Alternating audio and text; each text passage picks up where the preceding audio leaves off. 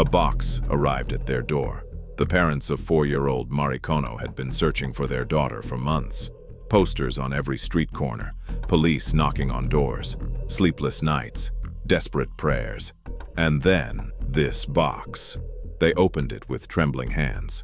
Inside, nestled in fine powder, were fragments of charred bone, baby teeth, a photograph of the outfit their daughter had been wearing the day she vanished, and a handwritten postcard bearing 5 words. Mari, cremated, bones, investigate, prove their daughter was dead, and someone had sent them her ashes. Japan would spend months hunting this monster, and when they finally found him, what they discovered in his home would horrify an entire nation. This is the true story of Tsutomu Miyazaki, the otaku murderer, the little girl killer, the rat man. And this story starts long before the murders.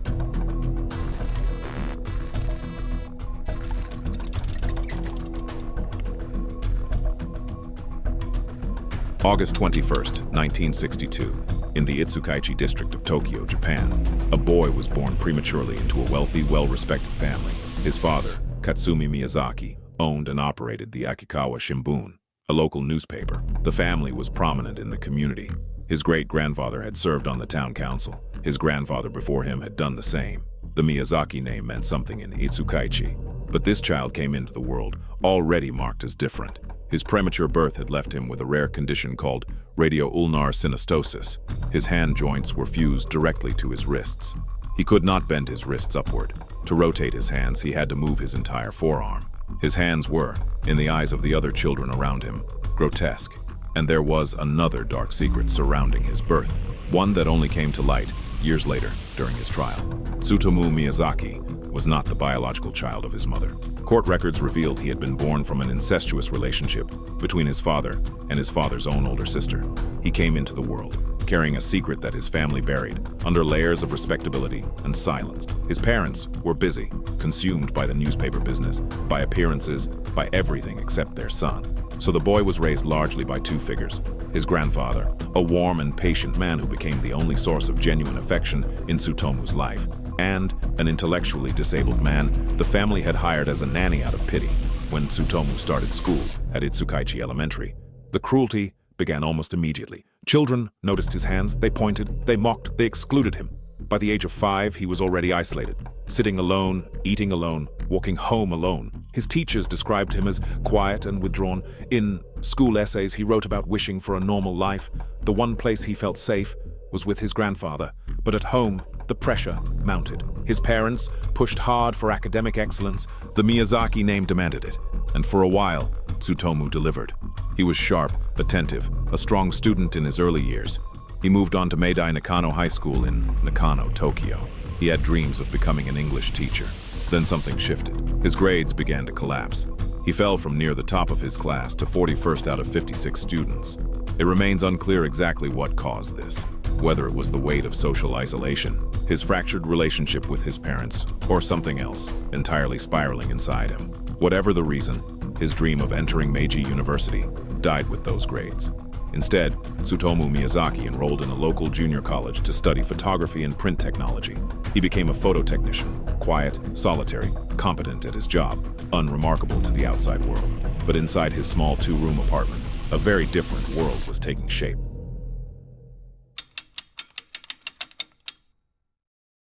Tsutomu Miyazaki retreated from the world and filled the void with tape, VHS tape. He began collecting obsessively. Horror films, anime, pornography, violent slasher movie. He particularly loved the Guinea Pig film series, a set of Japanese shock films so realistic in their depictions of torture that they were investigated by police as potential snuff film. He watched these alone in his apartment over and over. By the time of his arrest, he had accumulated 5,763 videotapes. They filled his room from floor to ceiling, wall to wall. Towers of black plastic organized by category. A physical monument to his isolation and obsession.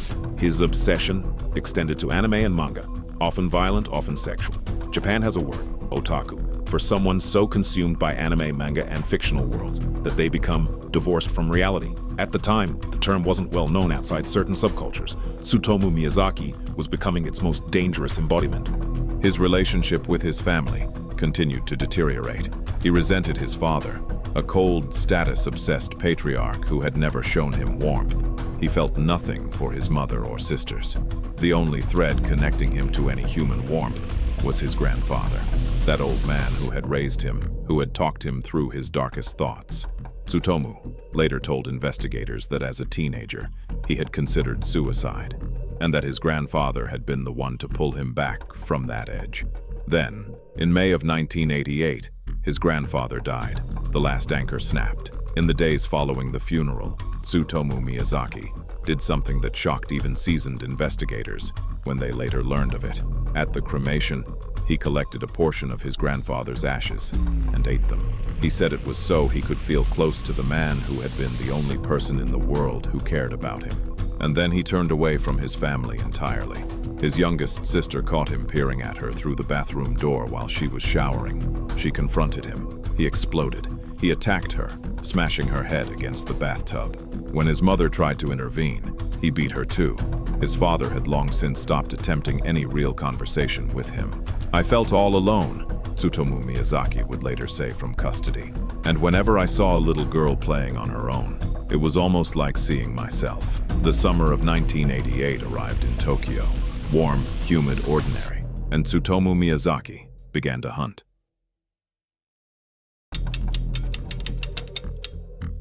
August 22, 1988.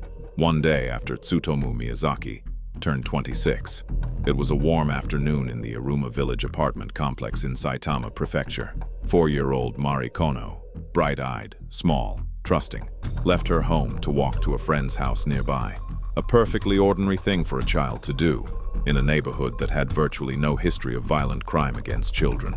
She never arrived. At 6:23 in the evening, her father, architect Shigeo Kono, called the police. His daughter hadn't come home. What he didn't know, what nobody knew, was that around the same time as his phone call, roughly 50 kilometers away in a dark forest west of Tokyo, his daughter was being slowly strangled to death. Earlier that afternoon, as Mari had walked through the apartment complex, a black Nissan Langley had pulled up alongside her. A man climbed out of the driver's seat. He leaned down to her level and smiled. "Wouldn't you like to go somewhere where it's cool?" he asked. She went with him. Tsutomu Miyazaki drove her to a wooded area west of Tokyo and parked beneath a bridge where the car couldn't be seen from the road. And there, he sat with her. For nearly half an hour, they simply sat together in the car. What was going through his mind in those 30 minutes is something no psychiatrist has ever been able to fully explain. Then he strangled her. He removed her clothes, and left her naked body in the woods. He took her clothing home with him as a memento, but he came back. Days later, Miyazaki returned to where he had left Mari's body. He removed her hands and feet. He kept them. He extracted her teeth. He took the remains back to his apartment. He photographed everything. Eventually, when what remained of Mari's body had fully decomposed, he collected her bones, burned them down to ash, and ground them into powder. Then, he packaged the powder carefully. He placed it in a box alongside her teeth, a photo of the outfit she'd been wearing on the day she disappeared, and a handwritten postcard. 5 words. Mari, cremated. Bones, investigate. Prove. He left it on her parents' doorstep, and then he went looking for another child.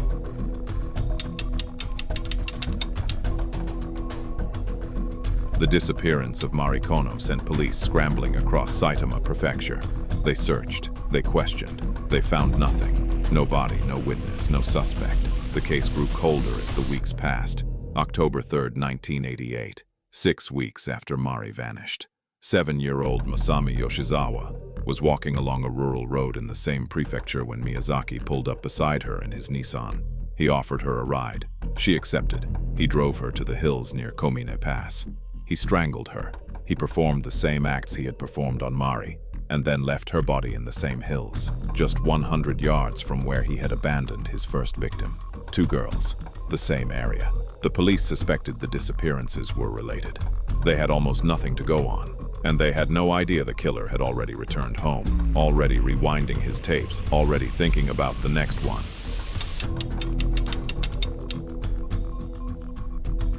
December 12th, 1988. The cold of winter had settled over Saitama. 4-year-old Erika Namba was on her way home from a friend's house in Kawago when Miyazaki found her. He lured her into his car and drove to a parking lot in Naguri. There, he told her to undress. He began photographing her, and then, headlights. Another car drifted slowly through the parking lot. Miyazaki panicked. He strangled Erika quickly, tied her hands and feet, wrapped her body in a sheet, and stuffed her into the trunk of his car. He drove into the woods to hide the body, but on the way back, his car got stuck. Two strangers stopped to help. They chatted with Miyazaki as they pushed his car free. They had no idea what was in the trunk, no idea who they were helping. Miyazaki thanked them calmly and drove away. He disposed of Erika's body in the woods. He photographed her there too. This time he chose a different method of taunting the family. He left Erika's body posed at a public location, a final depraved act of display. He later sent the Namba family postcards describing what he had done. 3 girls were now gone from the same region of Japan.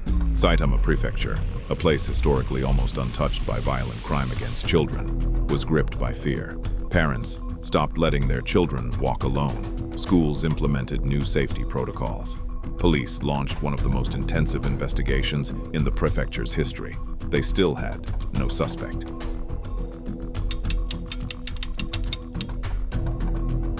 June 6, 1989. 5-year-old Ayako Nomoto was approached by Miyazaki near her home. He asked if he could photograph her.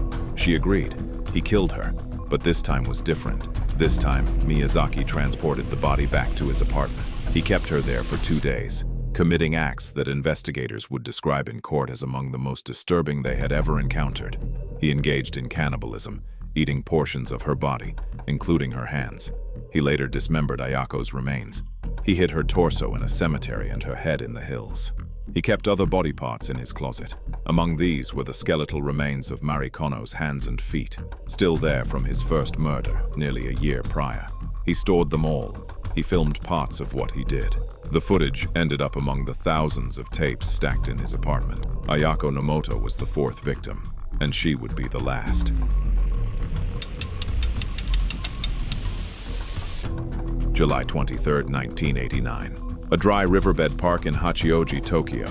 2 sisters were playing in the park when Miyazaki approached the younger one. He separated her from her older sister and led her to a secluded spot. He began attempting to photograph her, using the lens of his camera in a manner so disturbing that witnesses who later heard the details in court were visibly shaken. But this time, there was a father nearby. The girl's father saw what was happening. He confronted Miyazaki directly. Miyazaki ran. He fled the scene on foot, leaving behind his car, his camera, everything. The father called the police immediately. Officers arrived and waited. They knew whoever owned that car would have to come back. And he did. Tsutomu Miyazaki calmly walked back into the park to retrieve his black Nissan Langley and walked directly into the arms of waiting police officers. He was 26 years old. He was a photo technician. He was quiet, unremarkable. They had no idea what they had caught.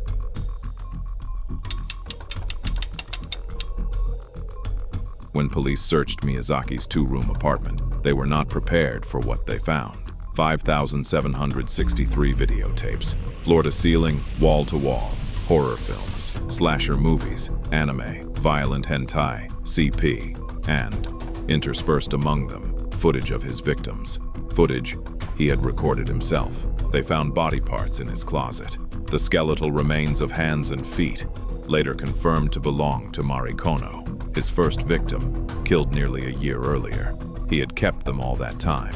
17 days after his arrest, Miyazaki began confessing. First, he confessed to the murder of Ayako Nomoto.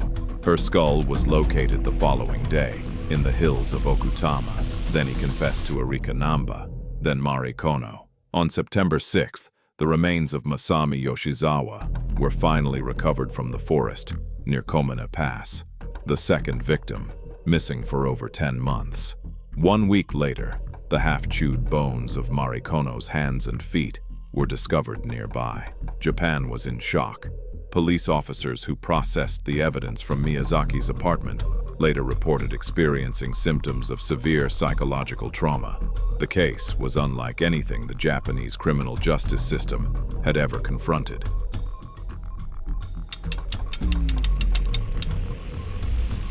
The trial of Tsutomu Miyazaki began on March 30th, 1990. It would last 7 years. In the courtroom, Miyazaki was an enigma.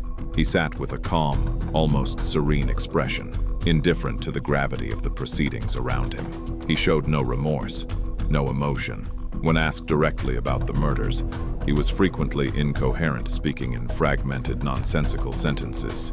He blamed it all on the Rat Man. This was the character he described, an alter ego, a dark force within him that he claimed had taken control, had forced him to stalk and kill. The Rat Man was not Tsutomu, he insisted. Tsutomu was innocent. It was the Rat Man who had done these things. And during the trial, as lawyers argued and psychiatrists testified, Tsutomu Miyazaki sat quietly at the defendant's table and drew cartoon sketches of the Rat Man, a hunched, dark, rodent-like figure that he produced over and over again on sheets of paper. He had given his demon a face. Psychiatrists were sharply divided. Some diagnosed him with schizophrenia. Some concluded he had multiple personality disorder. Others argued he was a psychopath, fully aware, fully in control, manipulating the process from the start.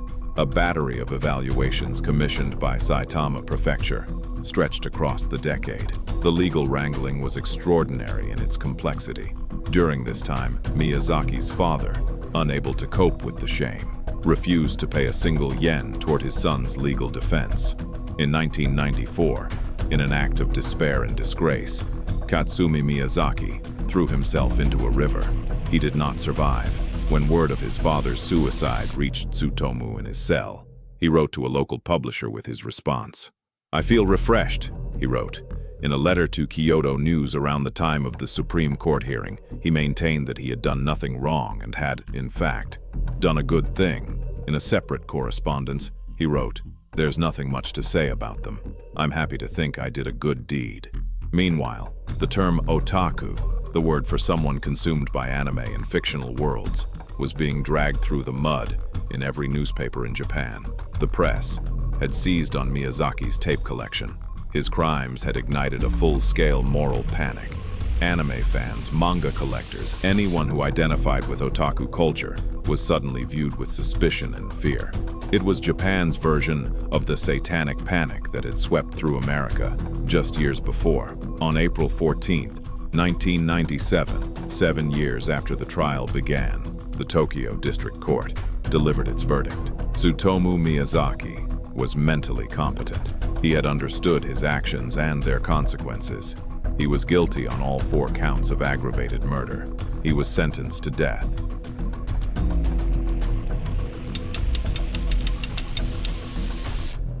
In Japan, the death penalty is carried out in near total secrecy. Condemned prisoners are given no advance notice of their execution date. They wake up one morning, and that morning is the last morning. The system is designed this way deliberately, to prevent psychological torment, or perhaps simply to maintain control. The condemned live each day not knowing if it will be their last. Tsutomu Miyazaki waited 11 years. The Tokyo High Court upheld his sentence on June 28, 2001.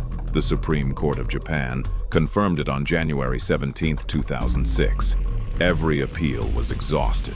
Every legal argument had been made and dismissed. He spent those years in Tokyo Detention House. He wrote letters. He continued to draw. He reportedly remained calm, the same eerie composure he had displayed throughout the trial, through all the years, through everything. In his final days, a court-appointed psychologist named Hasegawa Hirokazu visited him. When Hirokazu asked if Miyazaki had any final words for the world, he was quiet for a moment. Then he said, "Please tell the world that I'm a gentle man." On June 17, 2008, exactly 11 years to the day after his death sentence was handed down, Tsutomu Miyazaki was taken from his cell at Tokyo Detention House and hanged. He was 45 years old. He never once apologized to the families of his victims. Not in the courtroom, not in any letter, not in any statement, not at the end. 4 little girls, Mari Kono, 4 years old, Masami Yoshizawa, 7 years old, Erika Namba, 4 years old, Ayako Nomoto, 5 years old, all taken in the space of 11 months, all from a quiet, safe prefecture where parents had never had reason to be afraid, all killed by a man who, by every external measure, should have been invisible, a quiet photo technician who worked during the day and disappeared into his apartment at night. Japan has never fully agreed on what made Tsutomu Miyazaki. The debates continue. Was it the deformity and the bullying, the cold and distant father, the incestuous secret buried at the root of his birth, the death of his grandfather, the only human being who had ever truly seen him, the thousands of hours spent alone in a room full of violent images? Or was there simply something absent in him from the very beginning, something human that was never there? The victims' families never received the words they deserved. What they received instead were boxes of ash, taunting postcards, and silence from the man who destroyed their lives. Tsutomu Miyazaki told the world he was a gentleman. The world did not believe him.